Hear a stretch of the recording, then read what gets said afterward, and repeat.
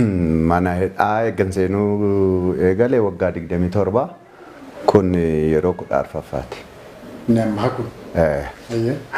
Bara 1987 waan filannoo biyya kana sakaraa egaa Adawaayin uumame filannoo isaanii isa duraarratti filannoo sana darbuudhaaf akka mana hidhaa turru ta'e filannoo sana darbisanii nu gadhiisan. Akkas. Mee inni miilaraa kuni dhiyeenyatti mana hidhaa akkasiin waggaa tokkoo fi baatii 6 booda mana hidhaa irraa baatanii mee sababni akka guddaatti ta'e waggaa tokkoo fi baatii 6 oliif sababni isin mana hidhaa turtan maali? Mee achirraa kaanne jalqaba maalirraa kaatanii? Ani dhuguman jedha biyya kana keessatti hidhaan inni yeroo darbee isa dhumaa natti fakkaate. Ani hinnanni dhamadhee abjuu sana hin qabu ture. Eegga mana hidhaatis baanee siyaasni haala adda addaatiin gaafa deemu gara hojii ko. Ani ogeessa seeraati ogummaa ani abukaattummaa ani naannoo Oromiyaas ani federaalaas baafadhee olii gadee fiigee ijoolleen koo waggaa hedduudhaan rakkatanii ani waggaa hedduudhaan rakkadhee otoo ogummaan qabu otoo humna qabu sana gochuu hin dandeenye amma ijoolleedhuma koon guddifadheen gara hojii jijjiiruu yoo dimokiraasiin jiraate immoo akkasuma dhimma dimokiraasiin isuma barre deemsisu kana ture ani yaade egaa ni guyyaan sun gara sa'aatii 3 naannoo akkasidha. Mucaan kun Haacaaluu artist Haacaaluu Hundeessaa Baddalameedhani. Isa dhageenye haadha manaa koo dura dhaga'ee Haacaaluun natti himuu sodaatanii otumeedhanii maayedha mana keessa to'achanii Haacaaluun du'eedhani. Dhugumaa hidhee mucaa itti bilbilee dhugumaa naan jedhee isaa booda namni kun abbaan fe'e isaa ajjeesu namni dhuunfaa isaa ajjeesu gareen isaa ajjeesu qaamni kamiyyuu ajjeesu namni akkasii akka tasaatti yookaan otootti yaadamiin akka hin duune dafee sammuu kootti dhufe kana keessa ammas namni baay'een nutti bilbiluu waan danda'uuf miira keessa gallees waan barbaade waan jedhee isarrattis ammas wanti bira uumamuu danda'a waan ta'eef bilbila kooloo yeroodhaaf of godheen annaadha manaa kootti gargaaramuu eegale. Isaa booda awwaalcha dhaqnaadhanii nan bulee awwaalcha dhaqnaadhanii awwaalcha anin dhaquu jedhee ati manaa koos hin baatudha.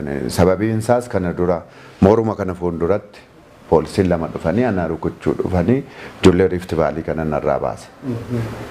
Koronaanis karra cufee jira. Egaa garri kana keessaa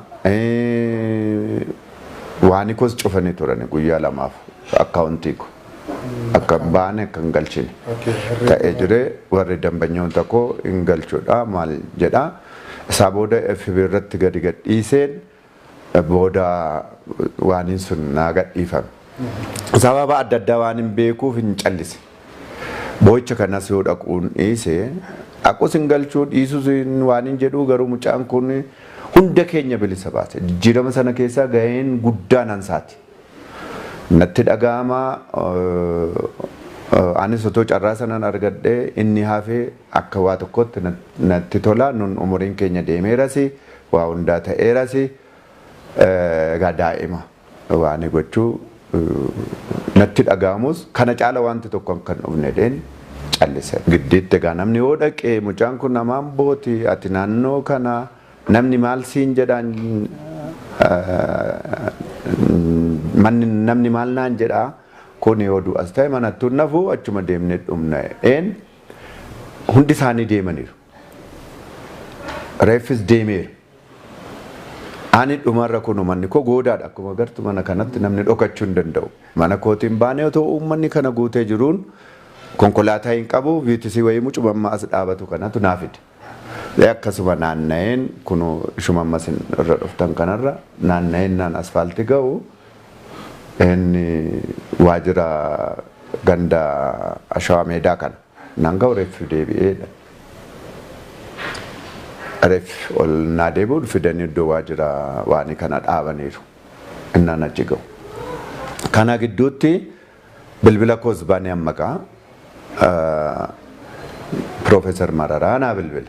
Eessa jirta jennaan asuma hin jira reeffiin ol dhufan hin jedheen isa bira dhaqeen konkolaataa sagaleen konkolaataa sana dhiisee amma reeffa deebisaniiru. The game is over. Kanaa ol amma haasaa akkasii keessa galuun hin barbaachisu. Reeffa gara galma aadaatti deebisaa jechaa jiru jedhama. Wanta akkasii natti hin tollee jedhee ani bakka gara mana kootti hin galaa naan jedhe.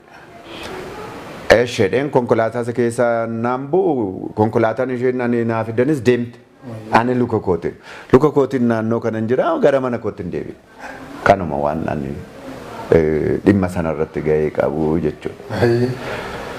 Isaa booda oddoo galma gadaa sana seenanii egaa wanta ta'e anis akkuma nama tokko miidiyaarra naga'e riilee jireenya koo keessatti nan gadde amma namni achi keessa jiru nama siyaasaadha, Jawaarii, Baqqaleedha, Hamzaadha. Namoota jijjiirama kana keessatti gahee guddaa qabanidha. Balaan kana caalus dhufaa laata hin jedhu sanan yaadda'e ani balaa deemeerra jechuudha. Mucaan kun deemeera. Balaan biraa dhaabachuu dhumti isaas amma gaaf tokko akka waa tokkotti akka gaariitti poozitiivitti ilaale. Waan dhabneerraa inni yoomiyyuu laphee uummata Oromoo keessaa hin badu. Kanadha. Egaa isa boodoo akkamitti wanti ani isaan gaafa 23 dhamanii gaafa 30 mudde waxabajjii 30 2012 barii 29 halkan sa'aatii 10 manuma kana bokkaan irroobaa miti karrannaa rukutanii shakkii waan hin qabuuf. Duras maal jedhanii jiru FB irratti namoota 11. Namoonni 11 kanarratti harkaanfiin fudhannu taanaan biyyi kun biyya hin ta'u jedhanii ji'a 2 dura liistiin bahee jira. Liistii sana keessaa ani 5ffaarra jira. FB irra deddeebi'a wanti sun.